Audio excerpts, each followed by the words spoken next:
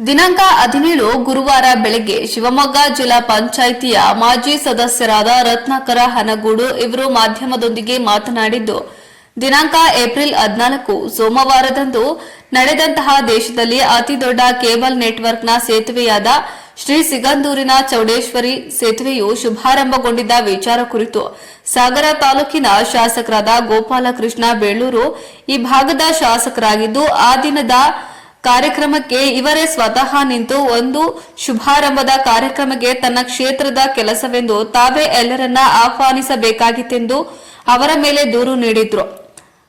ಕಾರಣ ಆ ದಿನ ಡಿಸ್ಟ್ರಿಕ್ಟ್ ಮಿನಿಸ್ಟರ್ ಹಾಗೂ ಪಿಡಬ್ಲ್ಯೂ ಮಿನಿಸ್ಟರ್ ಇವರು ಕೂಡ ಸಾಗರ ತನಕ ಆಗಮಿಸಿ ಕಾರ್ಯಕ್ರಮಕ್ಕೆ ಬಂದಂತಹ ಮಿನಿಸ್ಟರ್ ಹಾಗೂ ಮಿತ್ರ ಕಾಂಗ್ರೆಸ್ ಮುಖಂಡರುಗಳನ್ನ ವೇದಿಕೆಗೆ ಅನುವು ಮಾಡದೆ ನಿರಾಕರಿಸಿ ವಾಪಸ್ ಹೋಗುವಂತೆ ಗೋಪಾಲಕೃಷ್ಣರವರು ಹೇಳಿದ್ದಾರೆಂದು ರತ್ನಾಕರ ಹೊನಗೂಡು ಮಾಧ್ಯಮದವರೊಂದಿಗೆ ವಿಷಯವನ್ನ ಪ್ರಸ್ತಾಪ ಮಾಡಿದ್ರು. ಈ ಸಂದರ್ಭದಲ್ಲಿ ಬಿಜೆಪಿ ಮುಖಂಡ ಭರಮಪ್ಪ, ಶಾಂತಪ್ಪ ಗೌಡ, ನಾಗರತ್ನ ಇನ್ನೂ ಹಲವು ಮುಖಂಡರಿಗೆ ಮಾಧ್ಯಮದಲ್ಲಿ ಹೇಳಿಕೆ ನೀಡಿದ್ರು.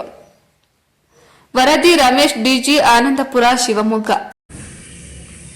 ಪತ್ರಕರ್ತ ಎಲ್ಲರಿಗೂ ಸ್ವಾಗತ ಮತ್ತು ನಮ್ಮ ಎರಳಿ ಪಂಚಾಯಿತಿಗೆ ನೂತನವಾಗಿ ಅಧ್ಯಕ್ಷರಾದಂಥ ರತ್ನಮ್ಮ ಅವರಿಗೂ ಸಹ ಈ ಸಂದರ್ಭದಲ್ಲಿ ಸ್ವಾಗತ ಕೊಡ್ತಾ, ನಮ್ಮ ಪಕ್ಷದ ಎಲ್ಲ ಮುಖಂಡರಿಗೂ ಸ್ವಾಗತ ಕೊಡ್ತಾ, ಇವತ್ತು ಮೊನ್ನೆ ಏನೊಂದು ಐತಿಹಾಸಿಕ ನಮ್ಮ ಸಿಗಂದೂರು ಸೇತುವೆ ಉದ್ಘಾಟನೆ ಆಯಿತು.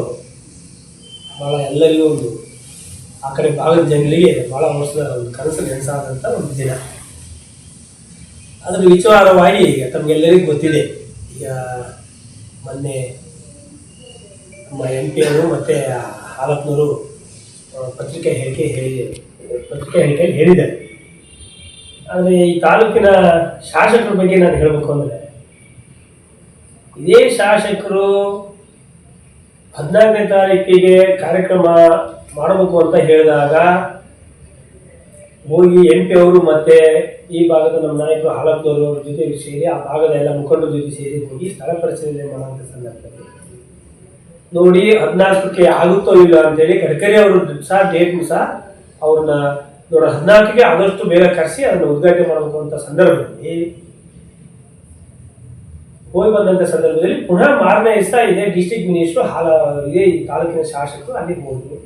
ಅವರು ಸಹ ಸ್ಥಳ ಪರಿಶೀಲನೆ ಮಾಡಿದರು.